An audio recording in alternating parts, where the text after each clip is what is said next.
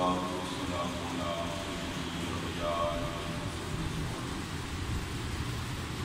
وعلى آله وأصحابه وأزواجه وذريته أما بعد أعوذ بالله من الشيطان الرجيم بسم الله الرحمن الرحيم إن الله وملائكته يصلون على النبي يا أيها الذين آمنوا صلوا عليه وسلموا تسليما اللهم صل وسلم وبارك على سيدنا ونبينا ومولانا محمد وبارك وسلم الصلاة والسلام عليك يا رسول الله الصلاة والسلام عليك يا رسول الله الصلاة والسلام عليك يا شفيع المذنبين الصلاة والسلام عليك يا رحمة للعالمين.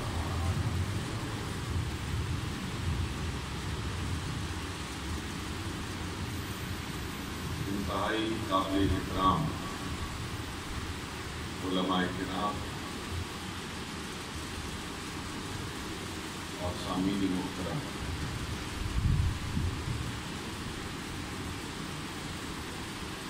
الحمدللہ مجھے اور آپ کو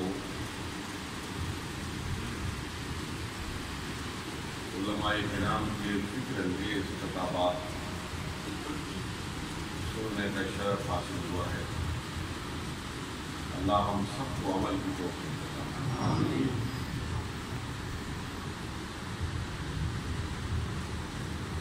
یقیناً سبھی جانتے ہیں کہ اس وقت ہم اپنے انتہائی عزتوں کے لائق میرے انتہائی محبوب اور محترم جناب حاجی محمد نذیر صاحب کی اہلیہ مرحومہ کی وجہ سے اِیصال ثواب میں شریک ہیں۔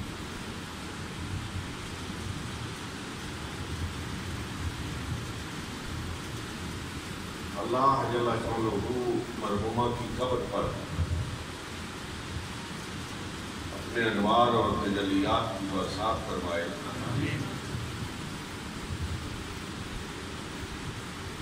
یقیناً میری طرح ان کے بہت سے بھائی ہوں گے، ان کی بہنیں ہوں گی، ان کے بچے ہیں، ان کی بچیاں ہیں، جو یہ گواہی دیں گی کہ وہ ایک جنتی تاج ہے۔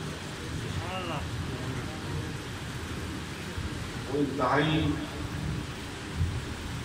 خوش اخلاق اور خوش اطوار تھا۔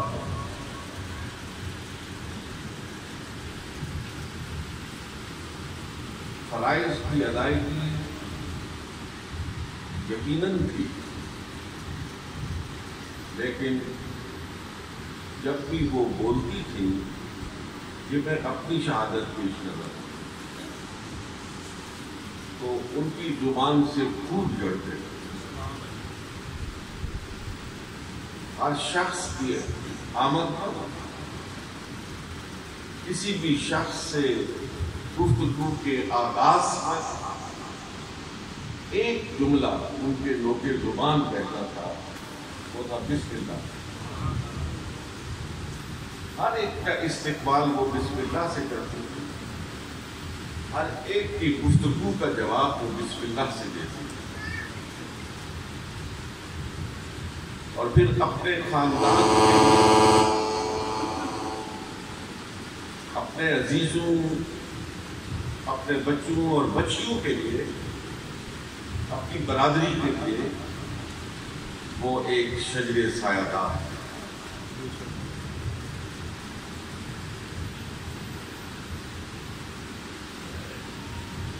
جب سے خانقاہ شریف کے ساتھ ان کا تعلق ہوا، اس وقت سے میں ان کی زندگی سے واقف ہوں۔ مجھے بارہا برطانیہ میں ان کے گھر میں قیام کا موقع میسر آیا۔ میں بارگاہ رب العزت میں اپنی یہ شہادت پیش کرنا چاہتا ہوں کہ اپنے پورے خاندان کی، اپنے چھوٹے چھوٹے نونہالوں کی، اپنے بچوں اور بچیوں کی جس طرح وہ تعلیم اور تربیت کا اہتمام کرتی تھی، یقیناً آج اس قرآن، جس قرآن کی تعلیم کے لیے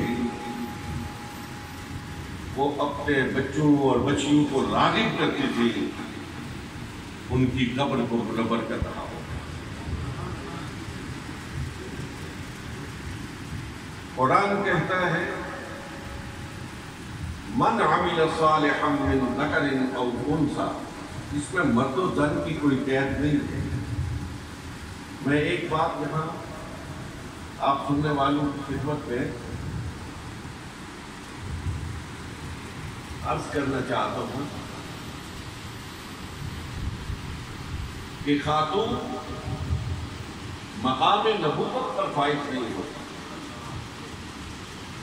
خاتون مقام نبوت پر فائز نہیں ہو سکتی، لیکن ولایت کے اعلیٰ ترین درجوں پر فائز ہو سکتی ہے، اس درجے پر فائز ہو سکتی ہے جس پر ولی بھی لش کرتی ہے۔ تفصیل کا وقت نہیں، ورنہ میں آپ سے ان چند خواتین کا تذکرہ ضرور کرتا ہے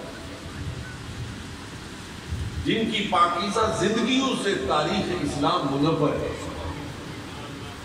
روشن ہے، اور 1500 سال سے ان کی زندگیاں زمانے کو اپنی کرنوں سے روشن کر رہی ہے۔ یہ بڑا صاحبان علم کا مجمع ہے۔ قرآن کہتا ہے عمل صالح کرنے والا، ایمان کے بعد عمل صالح،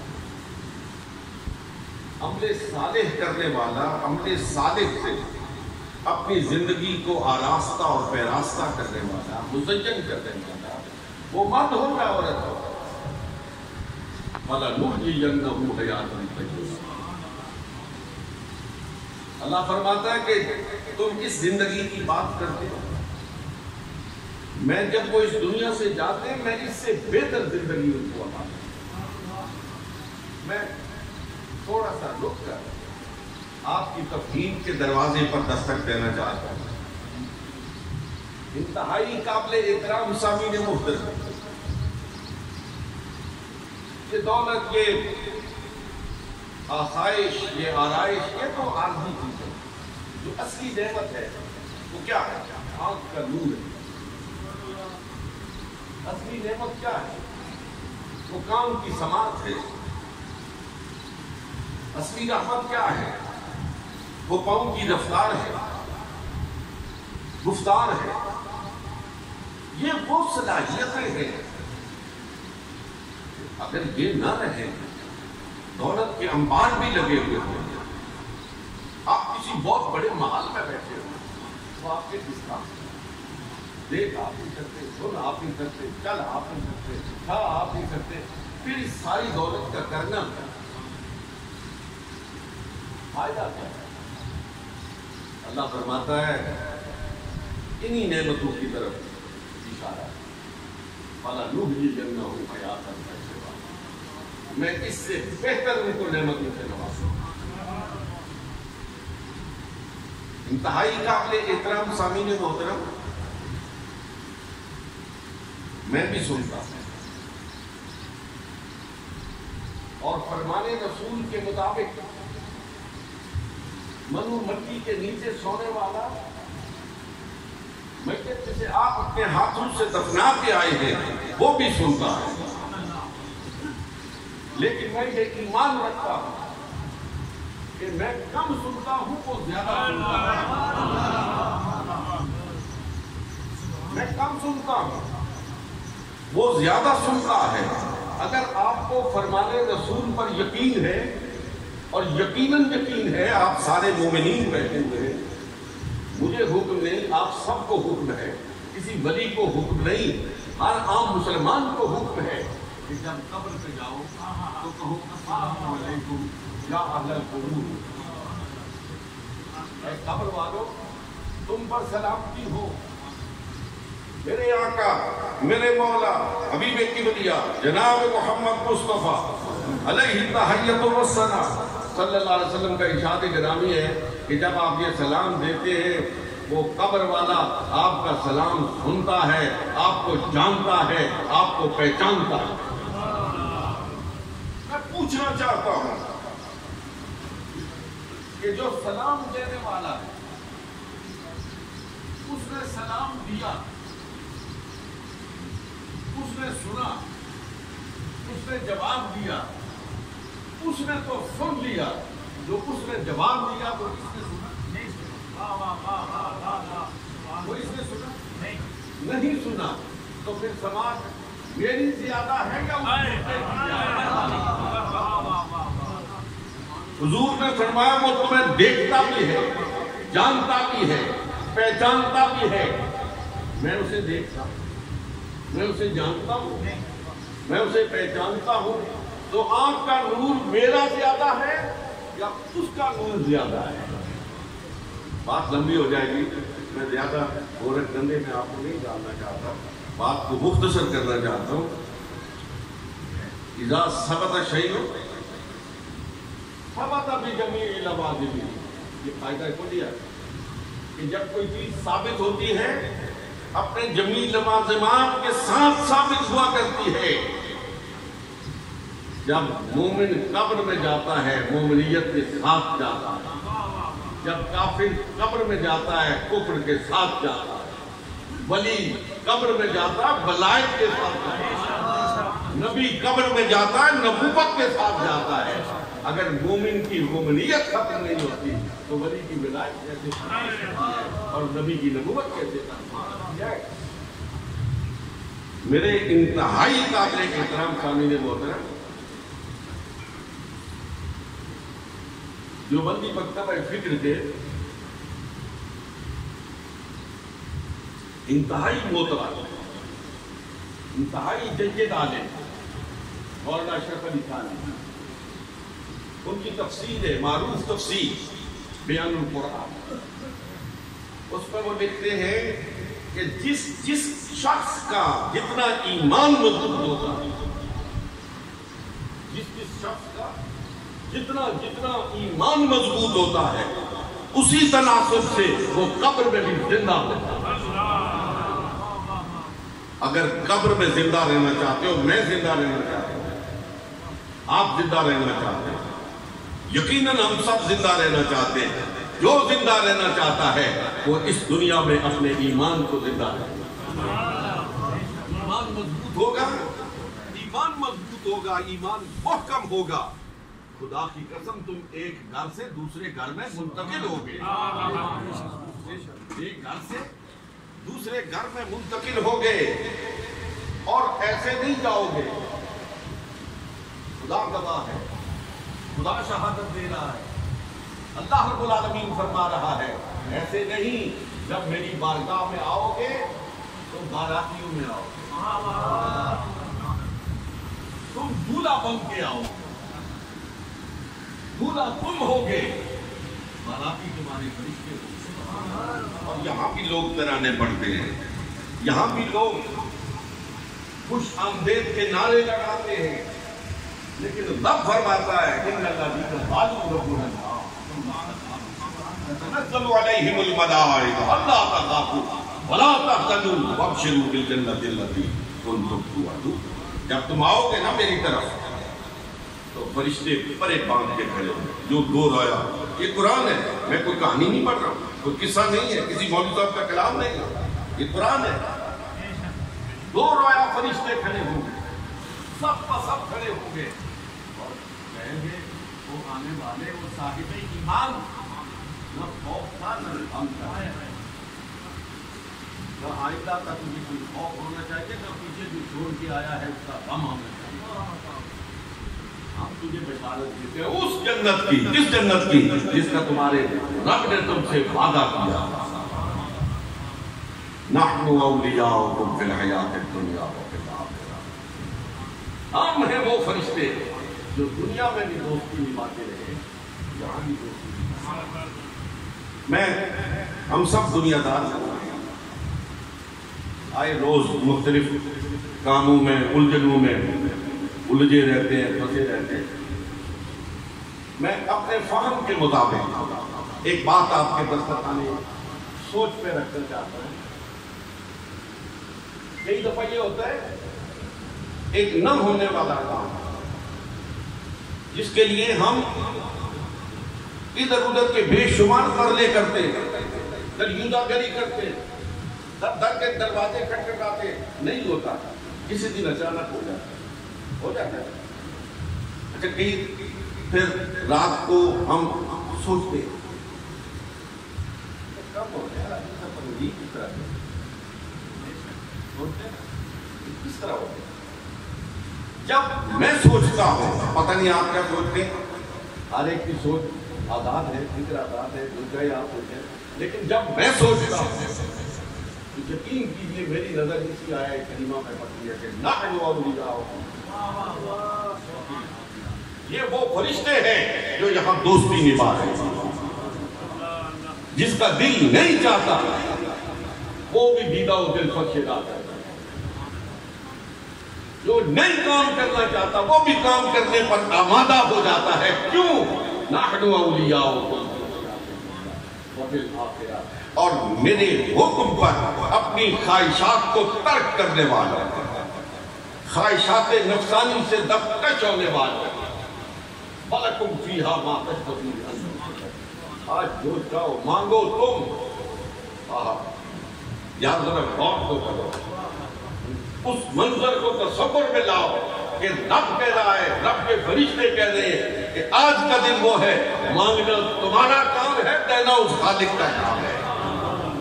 آج مانگو، تم مانگتے مانگتے تھک جاؤ گے. وہ دیتے دیتے تھکنے والی بات آئی. اور میں تیزی سے آگے کرتا ہوں. کیا خوبصورت رب کریم کا فرمان ہے. ایک ایک کلمہ ہی خوبصورت ہے، لیکن ہر کلمے پر آدمی کا دل جھوم اٹھتا ہے. نزلا من غفور. رب فرماتا ہے وہ آنے والے، آج تیرا رب تیرا میزبان ہے اور تو اس کا مہمان. جس کا میزبان رب ہو اس مہمان کی شان کے کیا ہے. انتہائی قابل احترام فامل محترم، ہماری یہ نماز ہے،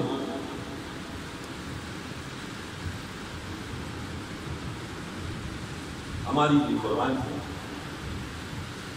ہمارے یہ سجدے، یہ سب کچھ اس ذات وحدہ لا شریک. ان صلاتی ونسکی ومحیای ومماتی للہ رب العالمین.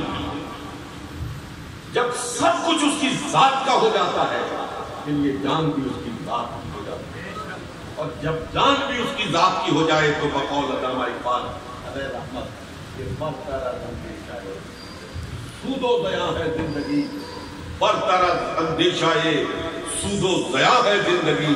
ہے کبھی جان، ہے کبھی جان اور کبھی تسلیم جان ہے زندگی.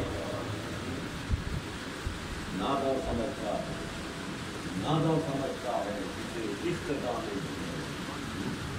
نادا سمجھتا ہے اسے اختتام زندگی ہے. یہ شام زندگی صبح دماغ ایک نئی زندگی کی شروعات ہو رہی ہے. اس زندگی کا اختتام ہے مگر اس زندگی کا کوئی اختتام نہیں ہے. ایک بات جو میں نے بہت دفعہ مختلف جگہوں پر کہی، میری جو کہ زبان ہے میں عرض کرنا چاہتا ہوں. 1 منٹ لگے گا. اور وہ آج کے اس مجمع کی کیونکہ مناسبت سے نیت کا ایک بڑا پرانا شعر جو میں نے بار بار سنایا اور ماشاءاللہ شاید لوگوں نے سن کے رکھ بھی دیا آپ کی خدمت میں کندھے مقدر کے طور پر آپ کرتا ہوں. یہ کہتا ہے لائی حیات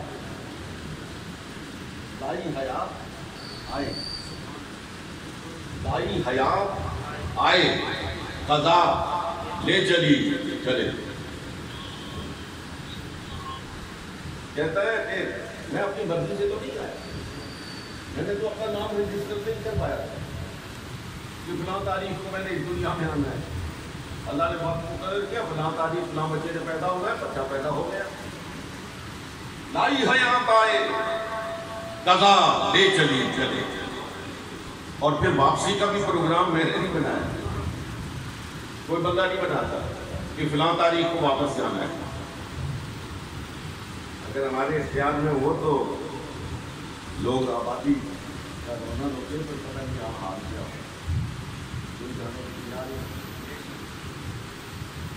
کہتا ہے لائی حیات آئے، قضا لے چلی چلے.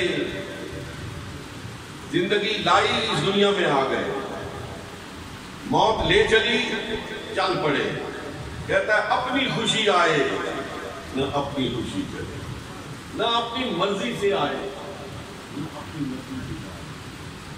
میں اس سے جو نکتہ آپ کی خدمت میں عرض کرنا چاہتا ہوں کہ نہ اپنی مرضی سے آئے ہیں دوستوں، نہ اپنی مرضی سے اس دنیا سے جائیں گے. تو کیا ہی اچھا ہو کہ یہ جو بیچ کا عرصہ ہمیں میسر آیا، جس کی مرضی سے آئے ہیں اور جس کی مرضی سے جائیں گے، اسی کی مرضی کے مطابق. اور اگر میں پورے یقین سے، ایمان سے، جمعیت خاطر سے، پورے یقین محکم سے کہ جو یہ بیچ کا عرصہ اسی کی مرضی کے مطابق گزارتے ہیں، جب اس دنیا سے جا رہے ہوتے ہیں آوازیں آ رہی ہوتی ہیں، یا ایتھا النفس المطمئنہ ارجعی الی ربک